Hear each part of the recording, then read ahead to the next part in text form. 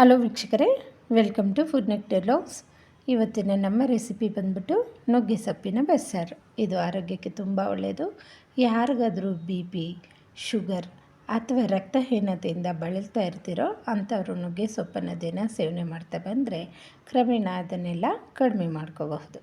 ಮೊದಲಿಗೆ ಒಂದು ಕಟ್ಟು ನುಗ್ಗೆ ಸೊಪ್ಪನ್ನು ತಗೊಂಡಿದ್ದೀನಿ.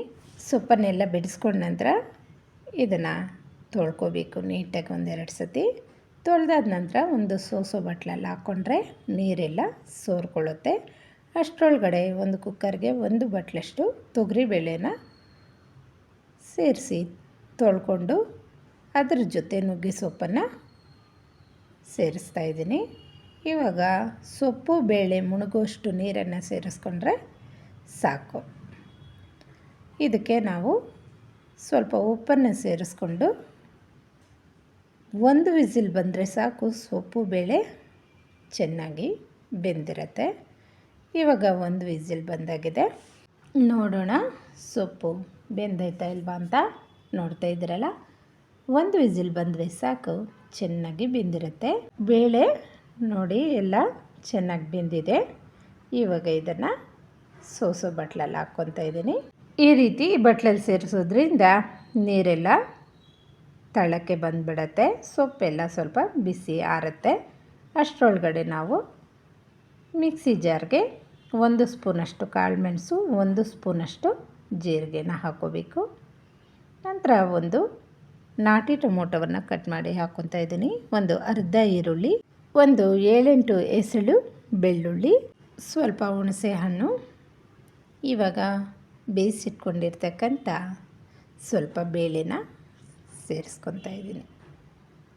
ಒಂದು 1/4 ಸ್ಪೂನಷ್ಟು ಅರಿಶಿನ, ಒಂದು 2 ಸ್ಪೂನಷ್ಟು ಸಾಂಬಾರು ಪುಡಿನ ಸೇರಿಸ್ಕೊಂಡು ಲಾಸ್ಟಲ್ಲಿ ಕೊತ್ತಂಬರಿ ಸೊಪ್ಪನ್ನು ಸ್ವಲ್ಪ ಸೇರಿಸ್ಕೊಂಡು ಇದನ್ನು ನುಣ್ಣಗೆ ರುಬ್ಕೋಬೇಕು. ಆದಷ್ಟು ಒಂದು ಕಡಾಯಿನ ಬಿಸಿ ಮಾಡಿಕೊಂಡು ಒಂದು 2 ಸ್ಪೂನಷ್ಟು ಅಡುಗೆ ಎಣ್ಣೆನ ಹಾಕ್ಕೊತಾ ಇದ್ದೀನಿ.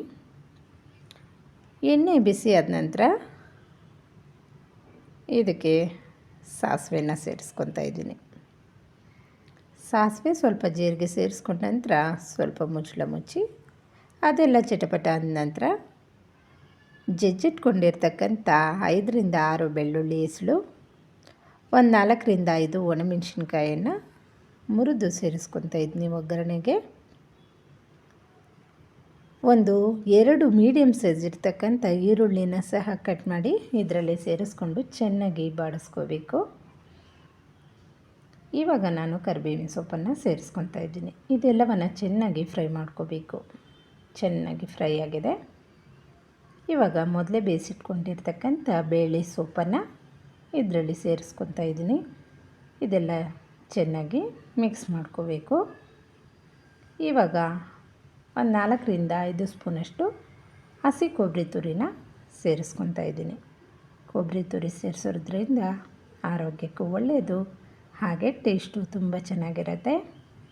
ಇದೆಲ್ಲ ಚೆನ್ನಾಗಿ ಕಲಿಸ್ಕೊಂಡು ಸ್ವಲ್ಪ ಮುಚ್ಚಳ ಮುಚ್ಚಿದ್ರೆ ಆಲ್ರೆಡಿ ಮಡಿಕೆಯಲ್ಲಿ ತುಂಬ ಹೊತ್ತು ಬಿಸಿ ಇರುತ್ತೆ. ಅದನ್ನು ಪಕ್ಕಕ್ಕೆ ಇಟ್ಕೊಂಡು ಪಲ್ಯ ರೆಡಿ ಆಯ್ತಲ್ವಾ. ಇವಾಗ ನಾವು ಸಾಂಬಾರನ್ನು ರೆಡಿ ಮಾಡ್ಕೊಳ್ಳೋಣ. ಒಂದು ಮಡಿಕೆನ ಬಿಸಿ ಮಾಡಿಕೊಂಡು ಅದರಲ್ಲಿ 2 ಸ್ಪೂನಷ್ಟು ಎಣ್ಣೆನ ಹಾಕ್ಕೊಂಡಿದ್ದೀನಿ. ಎಣ್ಣೆ ಬಿಸಿ ಆದ ನಂತರ ಸಾಸಿವೆ ಜೀರಿಗೆ. ಸಾಂಬಾರಿಗೂ ಸಹ ಸ್ವಲ್ಪ ಬೆಳ್ಳುಳ್ಳಿಯನ್ನು ಜಜ್ಜಿಟ್ಕೊಂಡು ಸೇರಿಸೋದ್ರಿಂದ ರುಚಿ ಚೆನ್ನಾಗಿರುತ್ತೆ, ಹಾಗೆ ಘಮನೂ ತುಂಬ ಚೆನ್ನಾಗಿ ಬರುತ್ತೆ. ಒಂದು 5-6 ಬೆಳ್ಳುಳ್ಳಿನ ಜಜ್ಜಿಟ್ಕೊಂಡಿದ್ದೆ, ಅದನ್ನು ಸ್ವಲ್ಪ ಈರುಳ್ಳಿನ ಸೇರಿಸಿದ್ದೀನಿ. ಒಂದು 2 ಒಣಮೆಣಸಿನ್ಕಾಯನ್ನು ಸಹ ಸೇರಿಸ್ಕೊಂಡು ಇದೆಲ್ಲವನ್ನು ಚೆನ್ನಾಗಿ ಫ್ರೈ ಮಾಡ್ಕೊತಾ ಇದ್ದೀನಿ. ಇದೆಲ್ಲ ಫ್ರೈ ಆದ ನಂತರ ಸ್ವಲ್ಪ ಕರಿಬೇವಿನ ಸೊಪ್ಪನ್ನು ಸಹ ಸೇರಿಸ್ಕೊಂಡಿದ್ದೀನಿ. ಇವಾಗ ಸ್ವಲ್ಪ ಮುಚ್ಚಳ ಮುಚ್ಚಿ ಅದನ್ನು ಫ್ರೈ ಮಾಡ್ಕೊತೀನಿ. ನೋಡ್ತಾ ಇದ್ದೀರಲ್ಲ, ಸೊಪ್ಪು ಬೆಂದಿರೋ ನೀರನ್ನು ಸಹ ಇವಾಗ ಸೇರಿಸಿ ಒಗ್ಗರಣೆ ಎಲ್ಲ ಫ್ರೈ ಆದಮೇಲೆ ಮುಚ್ಚಳ ಮುಚ್ತೀನಿ. ಆ ರೀತಿ ಮಾಡೋದ್ರಿಂದ ಒಗ್ಗರಣೆಯ ಪರಿಮಳ ಹಾಗೆ ಇರುತ್ತೆ.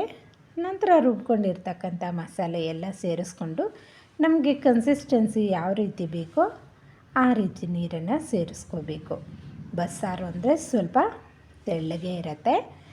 ಮುದ್ದೆಗೆ ತಿನ್ನೋದಾದರೆ ಈ ಕನ್ಸಿಸ್ಟೆನ್ಸಿಯಲ್ಲಿದ್ದರೆ ತುಂಬ ಚೆನ್ನಾಗಿರುತ್ತೆ. ಸೊಪ್ಪು ಬೇಯುವಾಗೂ ಉಪ್ಪು ಹಾಕಿರ್ತೀವಿ. ಮೊದಲಿಗೆ ಸ್ವಲ್ಪ ಚೆಕ್ ಮಾಡಿಕೊಂಡು ನಂತರ ಉಪ್ಪನ್ನು ಸೇರಿಸ್ಕೊತಾ ಇದ್ದೀನಿ. ಒಂದು ಕುದಿ ಬಂದರೆ ಸಾಕು, ಬಸ್ಸಾರು ರೆಡಿಯಾಗಿಬಿಡುತ್ತೆ. ತುಂಬ ಇದನ್ನು ಬೇಯಿಸಬಾರ್ದು. ಲಾಸ್ಟಲ್ಲಿ ಸ್ವಲ್ಪ ಕೊತ್ತಂಬರಿ ಸೊಪ್ಪನ್ನು ಸೇರಿಸ್ಕೊಂಡು ಮುಚ್ಚಳ ಮುಚ್ಚಿಬಿಟ್ರೆ ಸಾಕು. ಮಡಿಕೆಯಲ್ಲಿ ಅದು ಬಿಸಿ ಬಿಸಿಯಾಗಿ ಸುಮಾರು ಹೊತ್ತಿರುತ್ತೆ. ಅಷ್ಟರೊಳಗಡೆ ನಾವು ಮುದ್ದೆನ ರೆಡಿ ಮಾಡ್ಕೊಂಬಿಡ್ಬಹುದು. ಮುದ್ದೆನೂ ರೆಡಿ ಆಯಿತು, ಸೊಪ್ಪು ಸಾರು ರೆಡಿಯಾಗಿದೆ. ಇನ್ನೇನು ತಿಂತಾಯಿದ್ರೆ ತುಂಬ ರುಚಿಯಾಗಿರುತ್ತೆ. ಯಾರಿಗೆಲ್ಲ ರಕ್ತ ಹಿಮೋಗ್ಲೋಬಿನ್ ಕಮ್ಮಿ ಆಗಿದೆ, ಹಾಗೆ ಗರ್ಭಿಣಿ ಸ್ತ್ರೀಯರಿಗೆ ಇದು ದಿನ ಕೊಟ್ಟರೆ ಆರೋಗ್ಯಕ್ಕೆ ತುಂಬ ಒಳ್ಳೆಯದು. ಚಿಕ್ಕ ಮಕ್ಕಳಿಗೆ ಮೂಳೆಗಳು ಗಟ್ಟಿಯಾಗಬೇಕು ಅಂದರೆ ಈ ರೀತಿಯ ನುಗ್ಗೆ ಸೊಪ್ಪನ್ನು ಆಹಾರದಲ್ಲಿ ಹೆಚ್ಚಾಗಿ ಅವ್ರಿಗೆ ಕೊಡ್ತಾ ಇರಬೇಕು. ರುಚಿ ಅಂತೂ ತುಂಬ ಚೆನ್ನಾಗಿತ್ತು. ನಮ್ಮ ಮನೆಯಲ್ಲಿ ಇದೇ ರೀತಿ ನಾವು ಬಸ್ಸಾರನ್ನು ಮಾಡೋದು. ನಮ್ಮಮ್ಮ ನಮ್ಮ ಅಕ್ಕಂದ್ರೆಲ್ಲ ಈ ಬಸ್ಸಾರು ಜೊತೆ ಸ್ವಲ್ಪ ಈರುಳ್ಳಿ, ಒಂಚೂರು ಬೆಳ್ಳುಳ್ಳಿ, ಒಂದು ಹಸಿಮೆಣಸಿನ್ಕಾಯನ್ನು ಇದರಲ್ಲಿ ಸೇರಿಸ್ಕೊಂಡು ತಿಂತಾರೆ. ನಮ್ಮ ಅತ್ತೆಗೂ ಸಹ ಇದೇ ರೀತಿ ತಿನ್ನೋದಕ್ಕೆ ಇಷ್ಟ. ನುಗ್ಗೆ ಸೊಪ್ಪನ್ನು ಹೆಚ್ಚಾಗಿ ಅಡುಗೆಯಲ್ಲಿ ಸೇರಿಸೋದ್ರಿಂದ ಆರೋಗ್ಯಕ್ಕೂ ತುಂಬ ಒಳ್ಳೆಯದು. ವೀಕ್ಷಕರೇ, ಇವತ್ತಿನ ನನ್ನ ರೆಸಿಪಿ ನಿಮಗೇನಾದರೂ ಇಷ್ಟ ಆಗಿದ್ದರೆ ಪ್ಲೀಸ್ ನನ್ನ ಚಾನಲನ್ನು ಸಬ್ಸ್ಕ್ರೈಬ್ ಮಾಡ್ಕೊಂಡು ನೋಡಿ. Thank you for watching.